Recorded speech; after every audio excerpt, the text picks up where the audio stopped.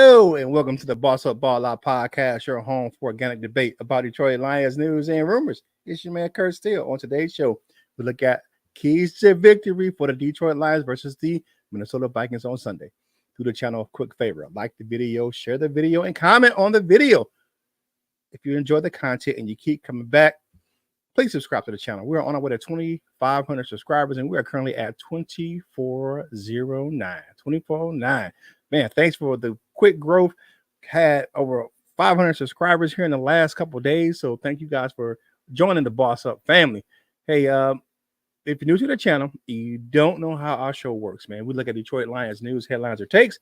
If we agree, we say they are boss up. If we disagree, we say it is balled on, and we give our take on why we agree or disagree. But for live shows, we do it a little differently because I want to get you involved. If you agree, put hashtag bossed up. If you disagree, put hashtag balled on in the chat. We'll put it on the screen, and we'll talk about it together. No hot takes here, just our natural debate and true thoughts and feelings about what's happening with our favorite team, the Detroit Lions. So let's welcome everyone to the show, man. Thank you guys for joining us right here, man. So my man, Speak Easy. Good morning. Speak Easy. You got the link. So go ahead and jump in when you can. Brent DeWitt, my man. Salute to my fellow veteran. What's up, my man? All right. But let's look at what we're going to talk about on today's show. All right. We're going to look at keys to victory on the offensive side of the ball. Same thing on defense. And then we're going to look at the latest Detroit Lions news and rumors. Of course, thank you guys for joining us, man. Like the video, share the video, subscribe to the channel. All these things help us with this YouTube algorithm and get our content out to more Detroit Lions fans just like yourself.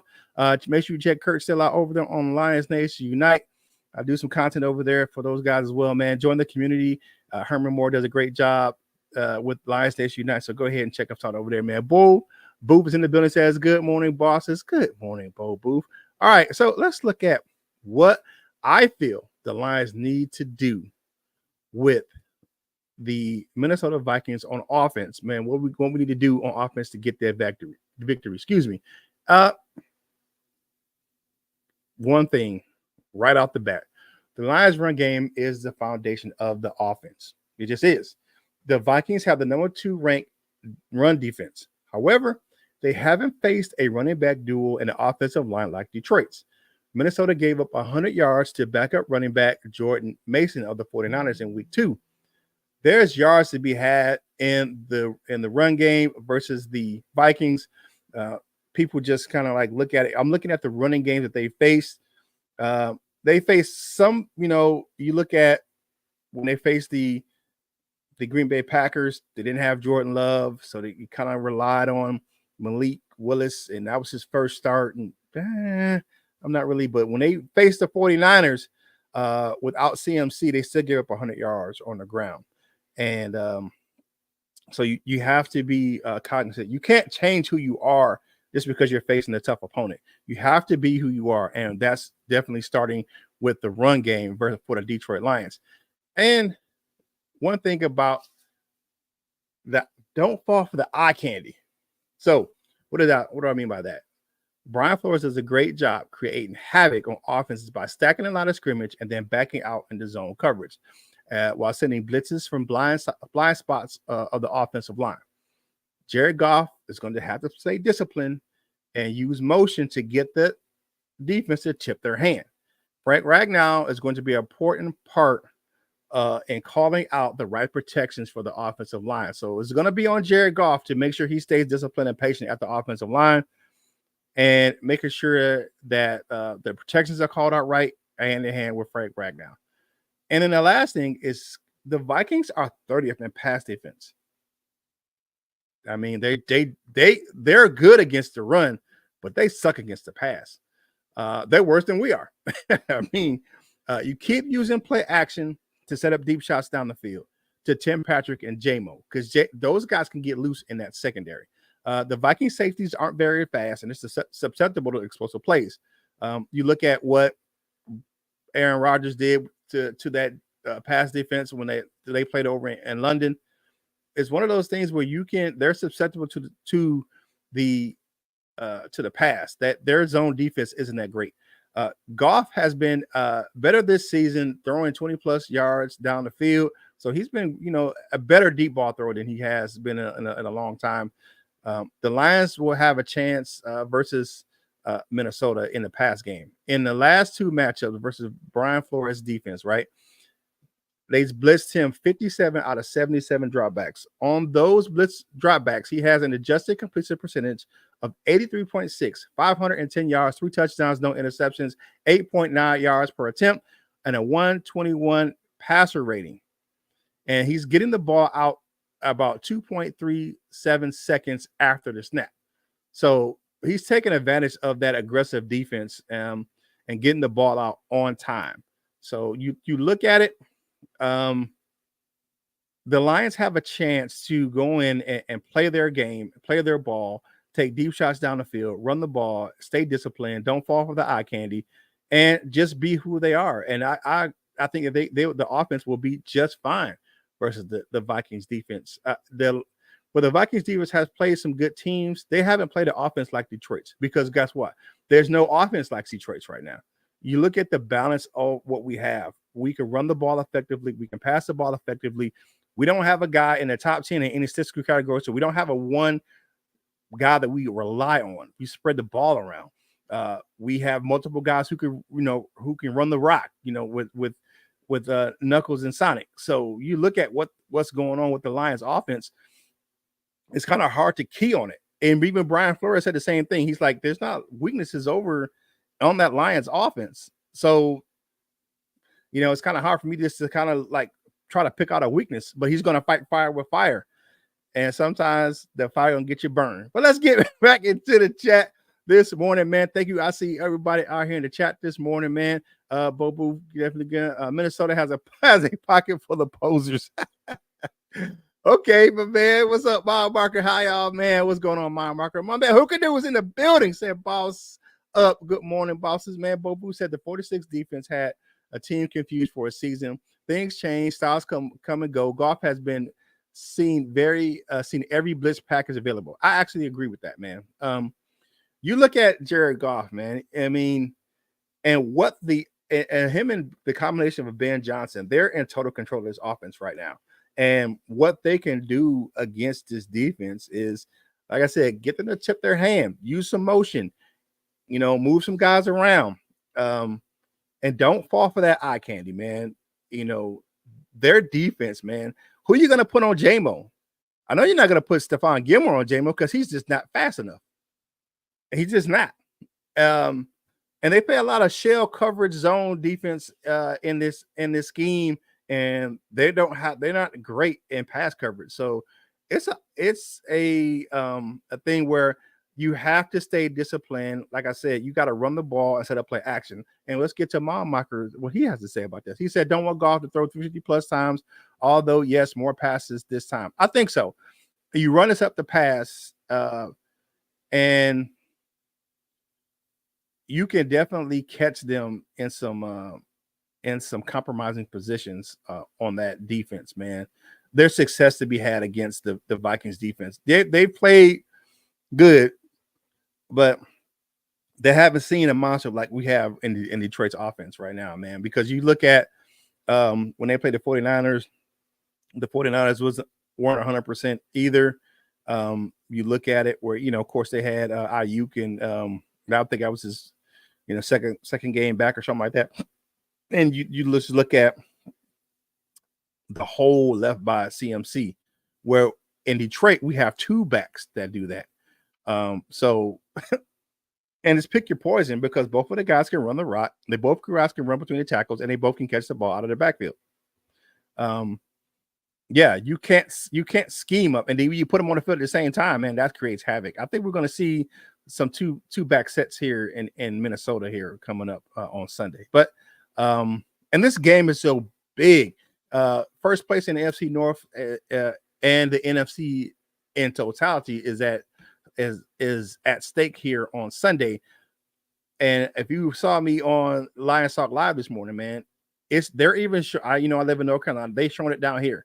They don't usually show Lions games down here in North Carolina unless there's a national broadcast or something like that. But just to have them on because the Panthers aren't on because they're playing at 4:00. That's a big deal at a 1:00 window. But hey, let me bring in my special guest this morning, man. He just hopped on his show. My man, Dan Thornton from Lions Talk Live, man. Good morning, Dan. How you doing there, Curt? Long time no see. Long time no see, man. I just talked about keys to victory on offense, so we're gonna double back to see what you had to say about this, man. I'll just go over them real quick. All right, so they need to keep running the ball with Sonic and Knuckles, man. You can't forget who you are. The Lions' run game is the foundation of their offense, and you want to do that, man. And then don't fall for the eye candy, man.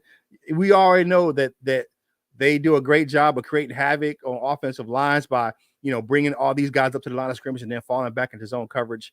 You just have to stay disciplined and use motion to chip their hand on that offense, on that defense, man. They'll tell you what they're doing if you stay patient and you do use motion. You can see what they're going to do in that defense, and then take some shots down the field. Use play action. They're not good in coverage. They're 30th in the NFL in pass coverage, and they can give up some big plays down the field.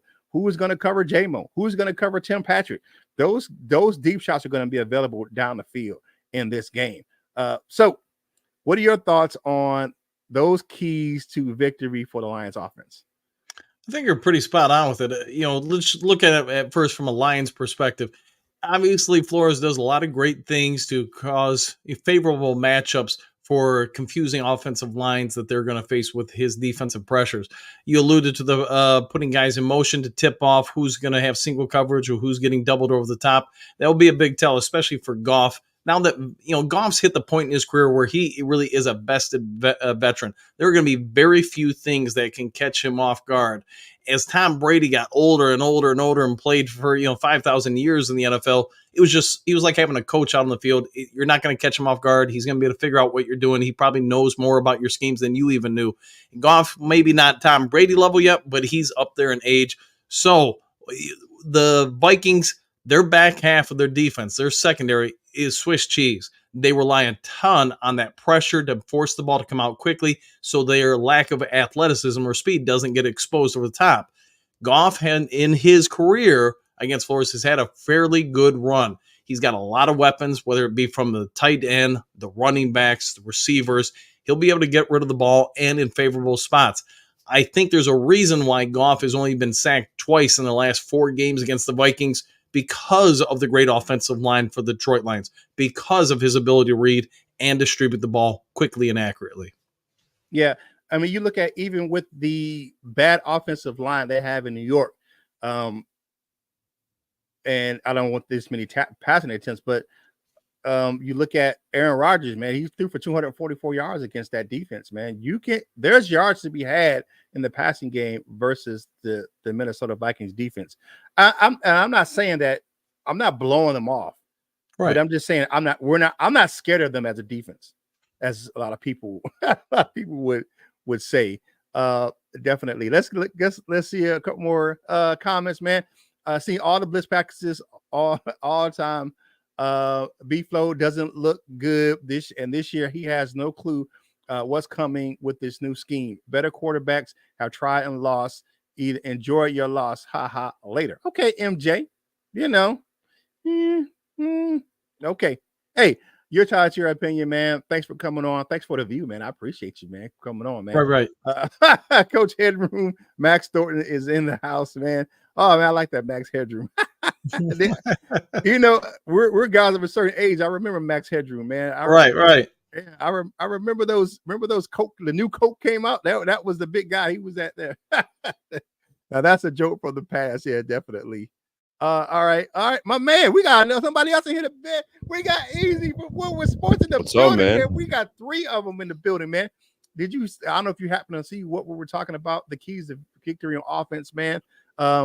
Let's go ahead. I'm gonna put it back up on the screen. So I said keep running the ball with Knuckles and Sonic. You know what I'm saying? Don't fall for the eye candy with all that movement on that defensive front from the Vikings. And then take some deep shots down the field. What do you think about those keys to victory, my man? I agree wholeheartedly. That's where I'm at with that one too. Run the football first and foremost. I think Knuckles is the guy because they like to do all that eye candy, but you run the football on them enough, they're going to put some heavier bodies in the field. It makes it easier to identify for our guy JG. And then I think Jahmyr Gibbs and Jamal will be huge in this one because if those blitz protections are breaking down, quick out to Jahmyr Gibbs, he could he's explosive, or you catch Jahmyr or Jamal on a slant. Jeez, I just woke up. Sorry.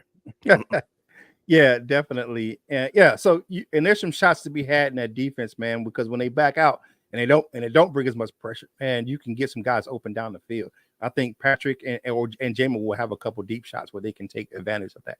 Hey, like the video, share the video, and comment on the video, man. All these things help us get this content to more Detroit Lions fans like yourself, man. We're growing this channel by leaps and bounds, man. We got another milestone coming up here early next week where you'll be able to help us grow even more on this platform. All right, so let's look over at the defense because you got to talk about offense. You got to talk about the defense. So what can the Lions do on the defensive side of the ball to get a victory? First thing is vary the pass rush. We know that Hutch is gone. We know we ain't crying about it no more.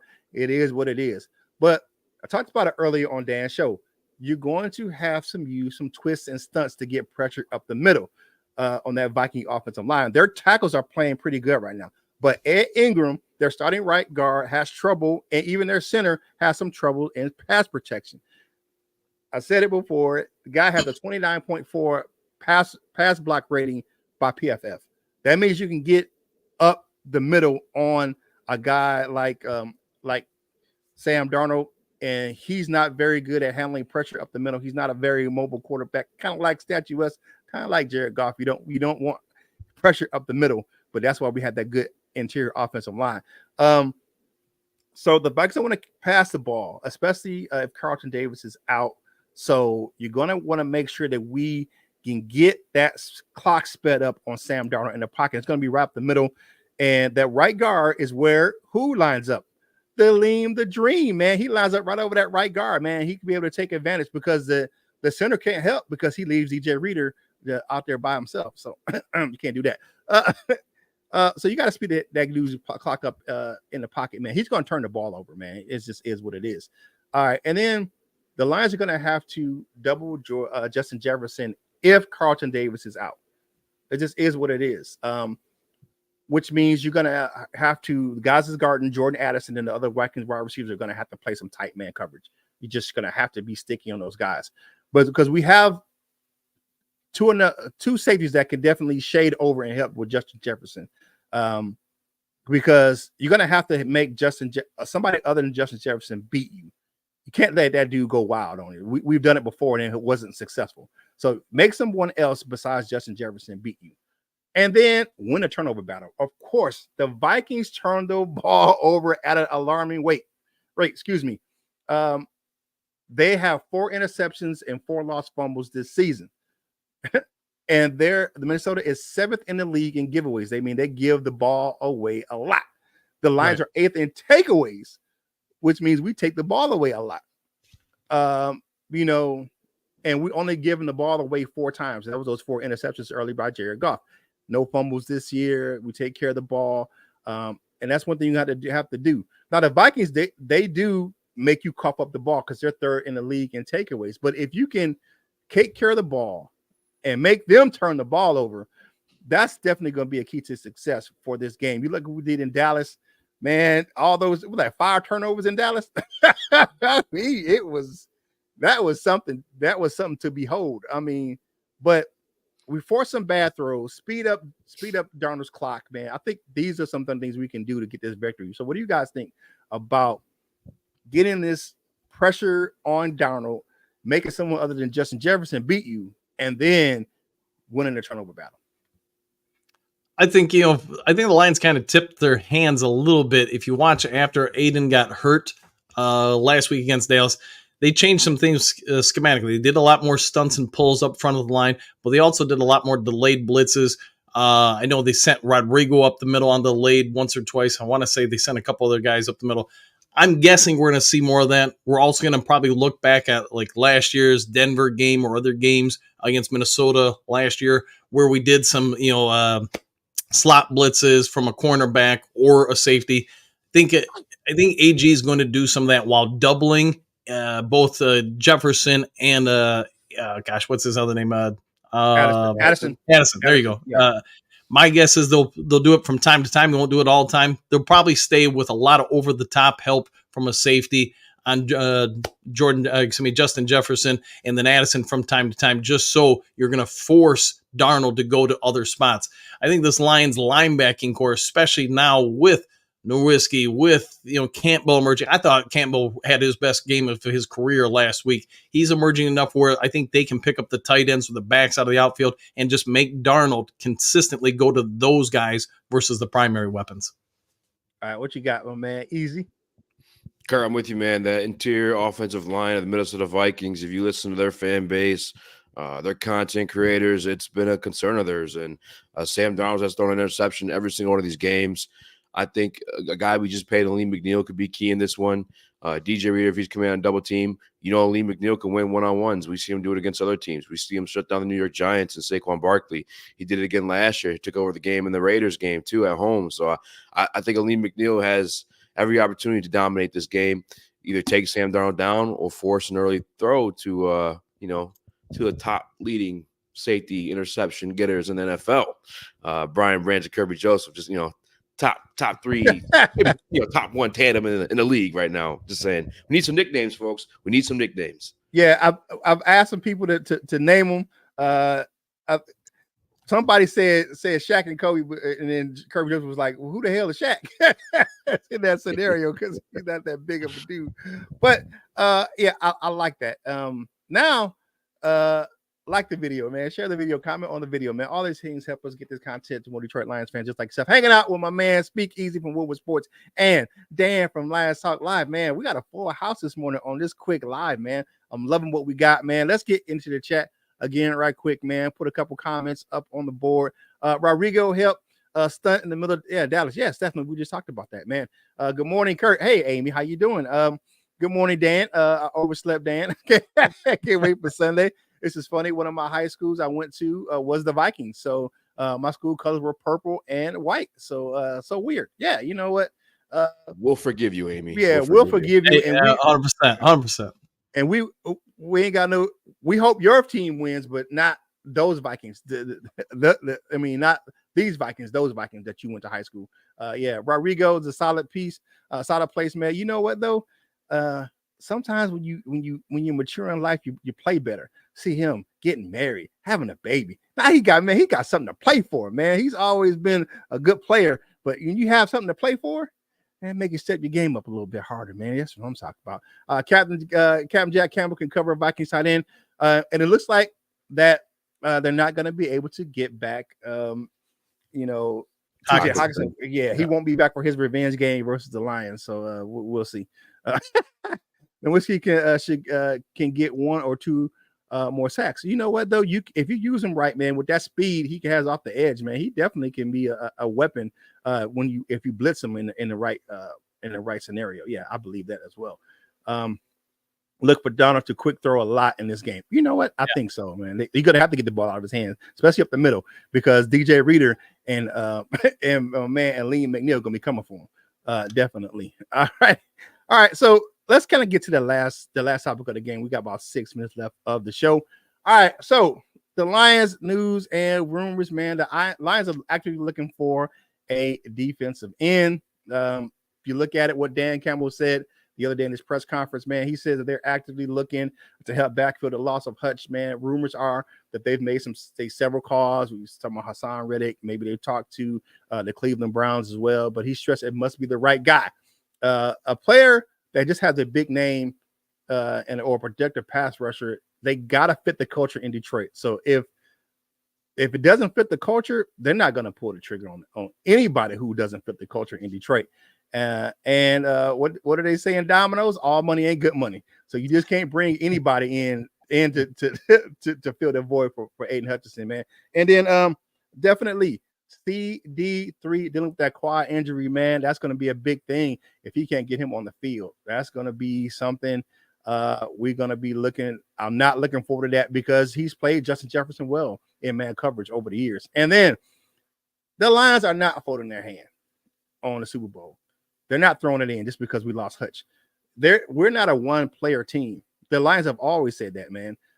It's a collection. And Dan Campbell got pissed off the other day. He was talking on the radio. I think it was 97. When he was like, "Well, we just need to stop playing if that's the case." You know, right.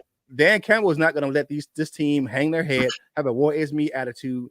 Expect them to play hard, make adjustments, and move, make a move to replace Hutchinson, even if it's by committee. So I want to get the first information on the first take, man. I'm gonna put my man Easy on the screen first, man. You're gonna talk about what do you think the Lions are gonna do, and I'm gonna give you a minute here to talk about what the Lions are gonna do with the defensive end position. They're absolutely going to make a trade. I cannot tell you who specifically, but Dan Campbell said nothing's off the table. This year's a Super Bowl run. I've been calling it that since the offseason, that it's Super Bowl or bust for this team. We've been blessed with the return of Ben Johnson. We've been blessed with the return of Mike Diz. People don't understand, like, this is a collaborative effort. I know people like to think that Jared Goff descended from the heavens and floated on down into this team, into a pair of cleats, and blessed thy team. But no, this is a collaborative effort. Ben Johnson's part of it. Mike Disner's part of it. We've been poached before. We're a good franchise. Your team's going to get poached. Both your coaches, your guys in the front office. It's going to happen. We need to cash in. That's just where I'm at right now. We're at an opportune time to cash in. And if you grab a guy of that top tier, he's going to come back next year and play alongside Aiden Hutchinson. There's no sacrifice in that. That's automatically contention right there. If you grab yourself a Myles Garrett and, dare I say, a Max Crosby. And I know it sounds crazy, but I just watched the New York Jets get bullied into giving – I'm sorry, not bullied. I just watched the New York Jets friggin' bully the Raiders into giving up Devontae Adams. A year ago, Mark Davis was saying the same stuff. I'm not trading him. I'm not trading him. The media kept pressing. The Jets fans and then social media kept pressing. They're not winning games. What are you just going to pay this guy millions and millions of dollars to do nothing at that point? Like, it can happen, and I'm not giving up on that. I force the trade if you have to, but if not, I guess if we get a Zaire Smith or whoever else it may be. Trayvon Walker's a name I like too, but they absolutely have to grab somebody. They're going to grab somebody. It's part of our scheme. You can't run this man scheme without a pass rush. They're going to grab somebody. Yeah, I agree with that. They're not the Lions aren't crazy. They're not giving up on the season either. So they know they have to make a move. They just gonna do it strategically. And I agree with you. They if they can force their hand, I think that they can get Max, because Max Crosby, he's changed his position. He's like, I ain't standing around here for no rebuild. So what you got, Dan? Curt, I think if you look at the psychology of this, think about Dan Campbell. Think about last year walking off the field in San Francisco. You're feeling a lot of the heat from that loss. You know that your team could have made it to the Super Bowl. He put a lot of the blame on himself. I think that alone is enough fuel for him to say, you know what? We are going to make a move this year. We are going to try to make sure we get there this year, because you don't know what tomorrow brings. Somebody else can go down next year. Somebody else can get hurt, whatever. Like Easy talked about, some of these coordinators are not going to stick around another year. They're going to be gone. You have to believe that you're going to bring in good people afterwards, but you have to also look at the situation around you. I think because of what happened last year in San Francisco, that's going to make MCDC and the front office say, now we need to get there this year and then see what happens after that. Max Crosby a week ago did not want to leave the Raiders, but what happened? Something changed. Devontae Adams got shipped out of town. He's looking at the instability, which he's been vocal about at the quarterback position. He's 28. Next year, he's 29. If you get a rookie quarterback next year, it's going to take a year or two for that guy to develop. How long does he really have to be one of the peak players? That's why I think Max Crosby, whether he's a Lion or not, wants now out of Las Vegas. Detroit Lions don't want to have another situation like last year in San Francisco happen, where they look back and go, man, we should have done something different. Yeah, definitely. And you look at the situation, what's going on right now. When is the last time you have people wanted to come to Detroit? They want to come to Detroit. They want to be part of something special. And I believe that that's why they make a move. And I think that whoever comes in is going to make it advantageous for the team. They're going to sign a deal. They're going to restructure their contract to stay in Detroit. So, Mr. Carter, what you got? If you're the Lions, man, yeah, you got to be old school to know that one. But if you're the Lions, man, who do you think is more desperate to make a trade with you? And I'm gonna let that sink in. More desperate to make a trade with you to get your draft picks. Would it be Cleveland or Las Vegas. I think they both need draft capital in the worst way possible. I think it's Vegas. Vegas gave up. You look back at some of the deals they made. It's one of those things. They look how much they gave up to get Devontae Adams. I mean, they gave up a pretty penny to get Devontae Adams. Mm-hmm. Making and then that contract. So they want to get money off the books and get players in. It's one of those things where I think it's going to be Vegas or even Cleveland is too, because they paying all that money to one guy and they're not getting nothing out of him. So they gotta make up that salary somewhere. Look at all the draft picks they gave up too for him, man. Yeah, definitely. Hey, thank you guys for joining us right here on the Boss Up Ball Out podcast, your home for organic debate about Detroit Lions news and rumors, man. I appreciate my man Easy and Dan from Lions Talk Live for coming on, man. Easy, tell people where they can find you and your content, my man. You guys check me out at Woodward Sports. I'm actually rocking the Woodward Sports baseball. The Tigers are out of it, but we still love them. Greedy Tigs, hell of a run. And I'm on Monday through Friday, 5 through 7 on Woodward Sports at the Woodward Heavyweights. You also catch me on the LNU Lions Nation Unite channel with Herb Moore, Lomas Brown, Curt's on there. We got to get Dan back on there at some point. Everyone's on that channel, man, and we're having a good time, man. Yeah, definitely.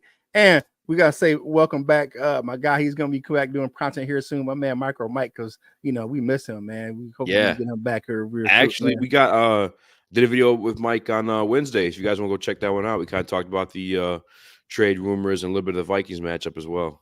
Yeah, definitely. All right, my man, Coach Dan. Talk to the people, man. Where can they find you and your content? Come on over to Lions Talk Live on YouTube. Check us out. We've got live shows every morning, 7 days a week, 7 a.m. to 8 a.m. roughly. And then we tend to have another show run right around noon. And every once in a while, if there's breaking news throughout later in the day. But come on over and be a part of the Do Crew. Yeah, definitely. Two of the best in the business, man. Thank you guys for checking us out right here on the Boss Up Ball Out podcast, your home for organic debate about Detroit Lions news and rumors. Do me a quick favor, man. If you don't do it already, make sure you follow the crew on your favorite social media platforms. Check out my man Wolverine Lions Sports Talk, man, over on YouTube. YouTube Shorts have moved to 3-minute videos, so he's gonna have some more content coming out over there.